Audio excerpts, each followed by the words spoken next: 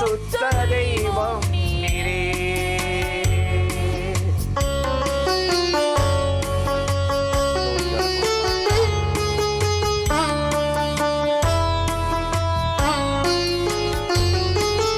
மாறாவின் தண்ணீரை தடுக்கச் செய்தீர், மதுரமாம் நீரூற்றை தந்து விட்டீர். மாறாவின் தண்ணீரை தடுக்கச் செய்தீர், மதுரமாம் நீரூற்றை தந்து விட்டீர். தாகமெல்லாம் தீர்த்தீரையா, ஜீவ தண்ணீர் தந்தீரையா. தாகமெல்லாம் தீர்த்தீரையா, ஜீவ தண்ணீர் தந்தீரையா. தலைமுறை தலைமுறையா எங்கள் அடைக்கலமானீரையா. முற்றிலாக்கள் ஆராதிக்க எங்கள் பரிசுத்த தெய்வம் நீரே. தலைமுறை தலைமுறையா எங்கள் அடைக்கலமானீரையா. பிரியமானவர்களே, ஆண்டவராகிய இயேசுவின் நாமத்தினாலே இந்த காலை நேரத்தில் இயேசுவை தினம் பார்ப்போம் என்ற இந்த நிகழ்ச்சியின் மூலமாக உங்களை சந்திப்பதில் மிகுந்த மகிழ்ச்சி அடைகிறேன். கர்த்தர் நல்லவர், கிருபையும் இரக்கமும் நிறைந்தவர். இந்த நாளையும் உங்களை கட்டாயம் ஆசீர்வதித்து நிரப்புவார். யூதா 24வது வசனத்தில் ஆண்டவர் சொல்லுகிறார், வலுவாதபடி உங்களை காக்கவும் தன்னுடைய மகிமையுள்ள சன்னிதானத்தில் உங்களை நிறுத்தவும் வல்லவர் என்று சொல்கிறார். எவ்வளோ ஒரு அருமையான ஆண்டவர், வலுவாதபடி காக்கிறவர். ஒரு குழந்தை இந்த உலகத்தில் பிறந்த உடனே பாதுகாப்பற்றதாக இருக்கணும். ஏன்னா கொஞ்சம் அந்த தாயை கொஞ்சம் அசந்துற போது வீட்டை விட்டு கதவை திறந்துட்டு வெளியே ஓடிடும், அல்லது ஒரு திறந்த தண்ணி பாத்திரம் இருந்தால் அதில் கையை விட்டுரும். எவ்வளோ ஒரு ஆபத்து இருக்குது. இதே குழந்தை ஒரு தாயின் வயிற்றில் இருக்கும்போது எவ்வளோ ஒரு பாதுகாப்பாக கர்த்தருடைய பாதுகாப்புகள் இருக்குது பார்த்தீங்களா? அதனால தான் நம்ம எப்போவுமே தேவனுடைய கண்காணிப்பில் பாதுகாப்பில் இருக்கணும்.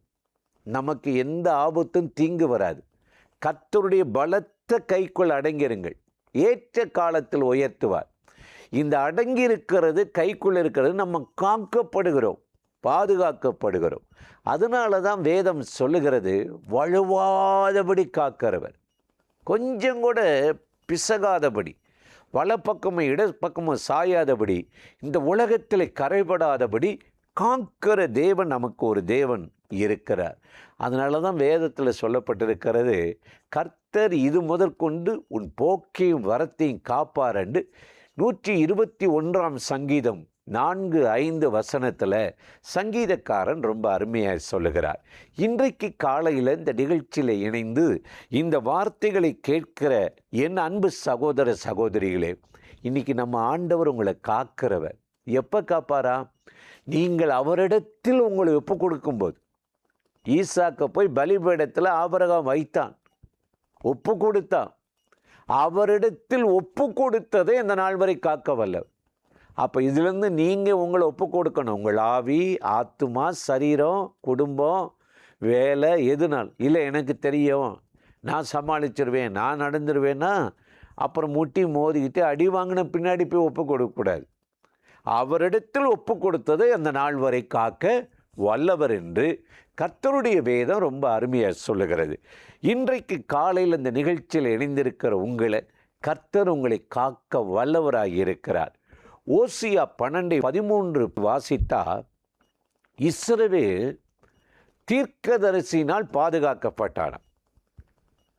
யாக்கோப்பை பாருங்களே, ஏசாவுக்கும் அவனுக்கும் சண்டை வர நேரத்தில் வீட்டை விட்டு யாக்கோப்பை பெற்றோர்கள் அனுப்பிட்டாங்க. தாய்மாமன் வீட்டுக்கு போப்பா, லாபான்கிட்ட போ, சிரியா தேசத்துக்கு போன்னு சொல்லி அனுப்பிட்டாங்க. போயிட்டு கொஞ்ச நாள் அவன் 6 மாதம் 1 வருஷத்தில் திரும்பி இருக்கணும். 20 வருஷமாச்சு.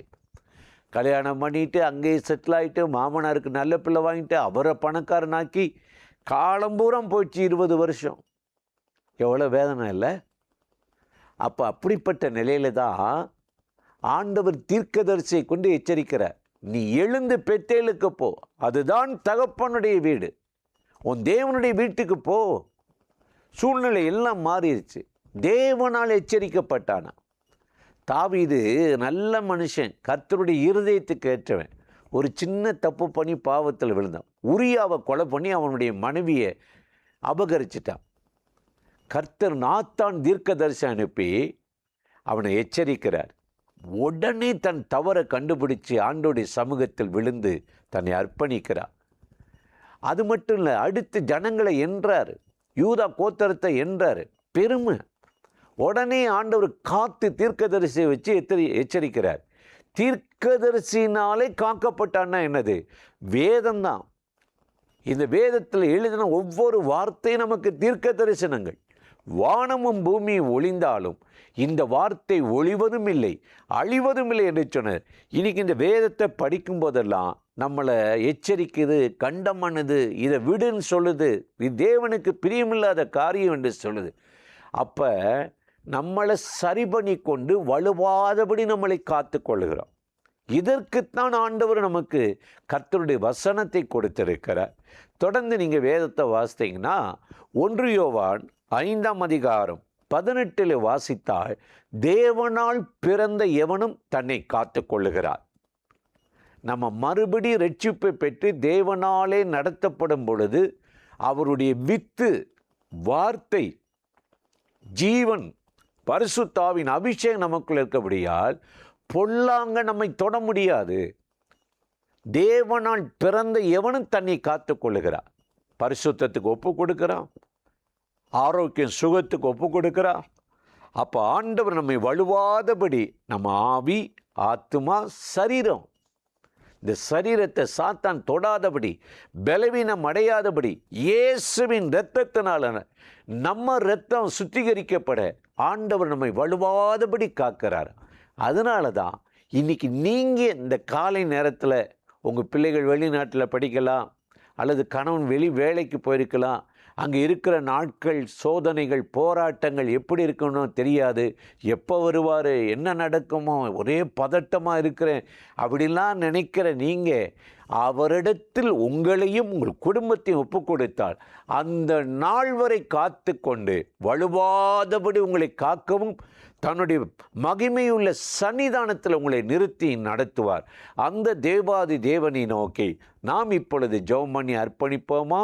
அன்பும் இரக்கமும் கிருபையின் நிறைந்த நல்ல ஆண்டவரே, இந்த ஆசீர்வதிக்கப்பட்ட நாளுக்காக, நேரத்துக்காக, கிருபை இரக்கங்களுக்காக உமக்கு நன்றி செலுத்துகிறோம்.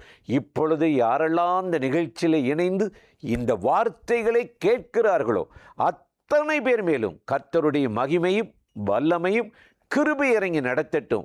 வலுவாதபடி உம்முடைய பிள்ளைகளை காத்து நடத்தும், குடும்பங்களை காத்து நடத்தும். இந்த நாளில் தேவ பிரசன்னம் அவர்களை ஆண்டு நடத்தட்டும். இயேசுவின் நாமத்தில் வேண்டிக் கொள்ளுகிறோம் நல்ல பிதாவே. ஆமேன், ஆமேன்.